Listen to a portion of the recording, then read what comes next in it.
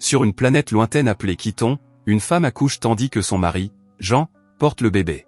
Le couple est ému de voir le bébé pleurer, mais soudain, ils entendent le bruit d'un vaisseau spatial qui s'approche. Réfléchissant à ce qu'il faut faire, la femme suggère de cacher le bébé, mais Jean dit qu'ils le trouveront de toute façon. La femme demande ce qu'ils peuvent faire d'autre et Jean répond qu'il ne reste qu'une chose à faire avant qu'ils ne regardent tous les deux le vaisseau spatial en même temps. Alors que le vaisseau spatial atterrit au sommet de leur tour, Jean prend soin d'entrer les coordonnées de la capsule, choisissant les États-Unis parce qu'il pense que c'est la partie la plus avancée de la planète. Alors que la capsule s'envole, les deux la regardent avec envie, lorsque l'écoutille s'ouvre et que des soldats en marche arrivent. Ils s'écartent pour laisser la place à un homme assis dans un œuf suspendu, le dictateur Scorba, qui les accueille en leur souhaitant le bonjour. Alors que la capsule s'éloigne, les soldats s'emparent du couple et Scorba les interroge, demandant à Jean où il a envoyé l'enfant. Jean refuse de coopérer et Scorba menace d'appuyer sur le bouton qui mettra fin à tout. Soudain, sa fille Agatha surgit à ses côtés et lui dit qu'elle peut l'aider. Agatha se tourne vers Jean et lit dans ses pensées, découvrant qu'il a envoyé la capsule sur une planète bleue appelée Terre. Agatha monte à bord de la capsule et avant de s'envoler, Scorba lui rappelle qu'il veut l'enfant vivant. Alors que la capsule de l'enfant est sur le point d'atteindre la Terre, elle entre en collision avec un satellite, ce qui modifie la trajectoire de son vol. Agatha atterrit aux États-Unis, tandis que la capsule de l'enfant s'envole vers l'Espagne. Sur Terre, un couple nommé Juan et Maria est en train de regagner sa voiture lorsque la capsule de l'enfant manque d'entrer en collision avec leur véhicule. Ils sortent de la voiture pour vérifier et lorsque la capsule s'ouvre, ils voient le bébé. Maria prend le bébé dans ses bras et le montre à Juan, qui se prend lentement d'affection pour lui après l'avoir d'abord détesté à cause de sa moustache.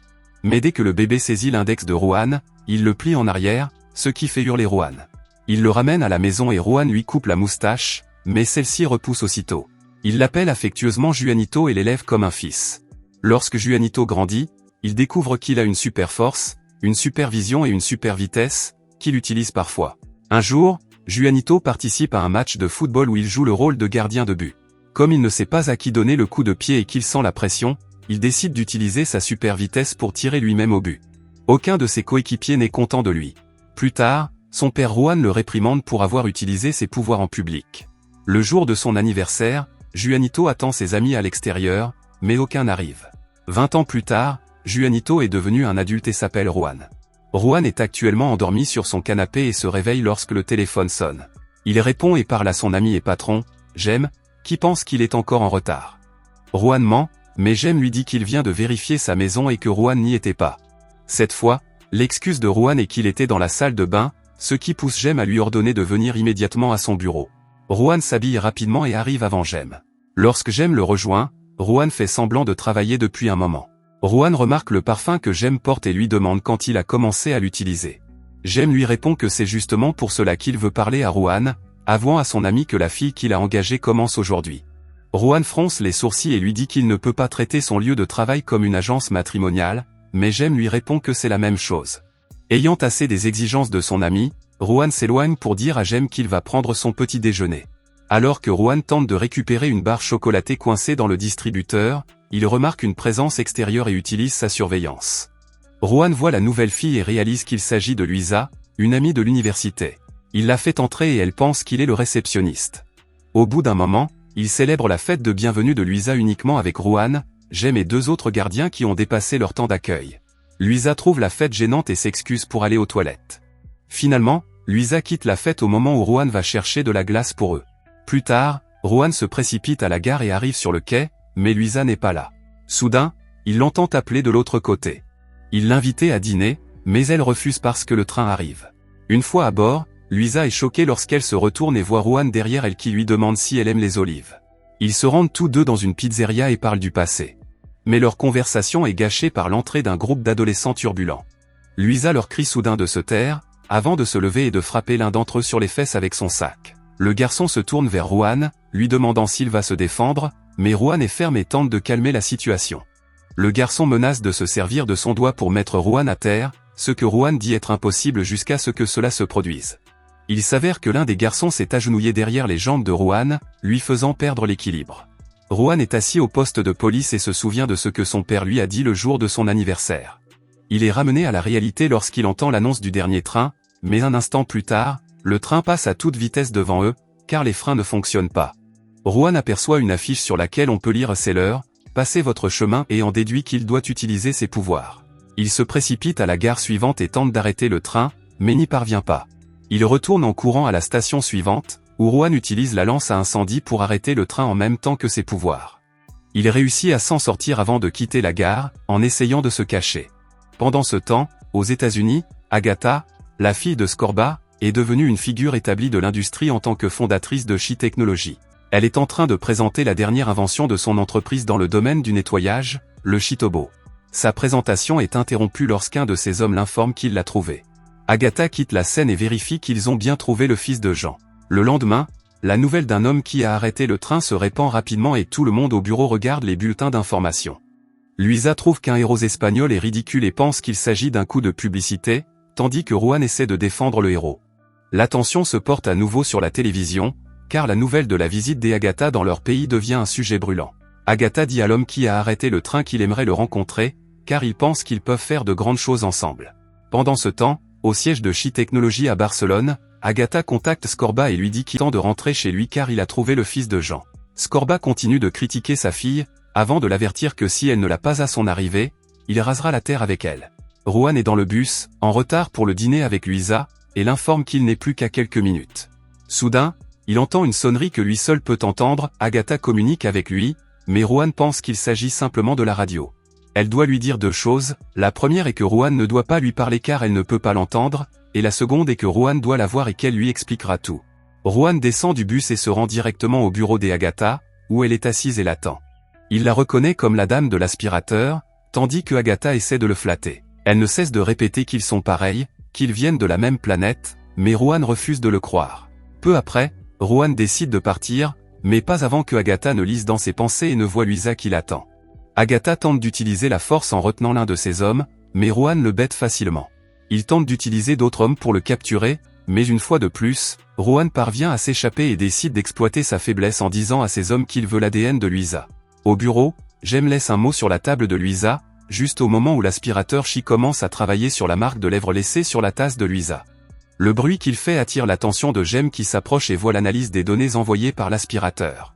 L'aspirateur commence soudain à l'attaquer et, heureusement pour lui, les deux autres aides-soignants sont là pour l'aider à détruire la machine, au moment où Jem appelle Luisa pour la prévenir. Rohan est à genoux devant la porte de Luisa lorsqu'il l'entend l'appeler de derrière. Rohan court vers Luisa, mais elle lui reproche d'avoir attendu trop longtemps au restaurant. Ils se disputent, Luisa disant à Rohan qu'il aurait dû lui dire qu'il n'était pas intéressé par elle, tandis que lui dit qu'il lui est arrivé quelque chose d'étrange en chemin. Contrarié par son choix de s'éloigner d'elle, Luisa commence à l'insulter. Jem les voit ensemble et se sent trahi. Juste à ce moment-là, une camionnette de She Technologies arrive derrière Jem, à bord de laquelle se trouve Agatha. Elle découvre qu'il aime aussi Luisa et lui dit que s'il vient avec elle, elle l'aidera à récupérer Luisa. Rohan retourne chez ses parents pour en savoir plus sur la naissance de Luisa. Ils essaient tous deux de cacher la vérité, mais décident finalement de la lui révéler, après que Rohan leur a dit qu'une fille est arrivée et qu'elle veut l'emmener dans une autre galaxie. Les parents lui montrent la capsule spatiale qu'il a amenée sur Terre et, dès que Rohan la touche, l'hologramme de son vrai père, Jean, apparaît. Jean lui explique qui il était ce qui est arrivé à leur planète. Rohan n'est toujours pas convaincu, mais son père le pousse à accepter son identité.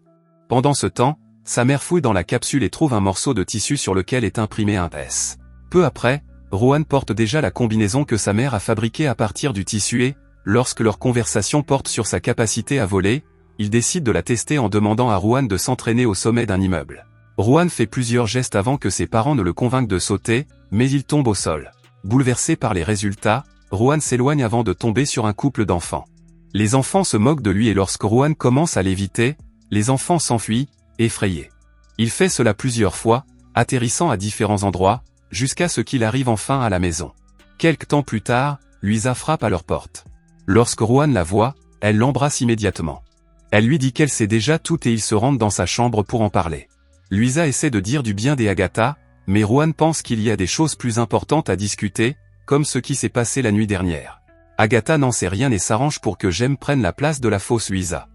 Jem ne peut s'empêcher d'être en colère contre lui, mais lorsque Rohan lui dit qu'il doit d'abord lui parler de tout cela parce qu'il est son ami, Jem ne peut s'empêcher d'être touché. Agatha tente de contrôler la situation en donnant un coup de poing à Rohan et commence à se battre avec lui. Rohan fait de son mieux pour la repousser, mais la fausse Luisa prend le dessus. La mère décide de se joindre à elle, la frappe avec ses chaussures et met Rohan en colère, qui fracasse la tête de la fausse Luisa. Pendant ce temps, Jem décide de se retirer du stratagème d'Agatha, avertissant Rohan que Agatha a l'intention d'enlever Luisa. Agatha la prend et décide d'utiliser Jem et la vraie Luisa comme appât. À la maison, la mère de Rohan le presse de sauver Luisa et il s'envole à sa recherche. Ils se rencontrent et Rohan l'interroge pour savoir s'il s'agit bien d'elle. Lorsqu'elle le confirme, Luisa lui demande ce qui lui arrive et Rohan finit par tout lui dire. Elle refuse de le croire jusqu'à ce qu'il lui en donne la preuve et, au moment où il s'apprête à le faire, deux hommes en cosplay interviennent et se heurtent à lui. Pendant ce temps, Luisa est enlevée par les hommes d'Agatha et lui dit que s'il veut la sauver, il doit rejoindre Agatha et son père pour régner sur le monde. Rohan se rend immédiatement au quartier général d'Agatha et voit Luisa et Jem ligoter. Luisa ne croit toujours pas qu'il a des pouvoirs, tandis que Jem le pousse à les utiliser pour se prouver à elle. Rohan décide d'utiliser la supervision et dit à Luisa quel type de vêtements elle porte. Alors qu'il s'apprête à la détacher, Agatha utilise la fréquence de résonance, blessant Rohan qui s'effondre sur le sol. Jem et Luisa l'incitent à lutter contre la douleur. Comme cela ne fonctionne pas, Jem l'insulte, ce qui, selon Luisa, est plus efficace.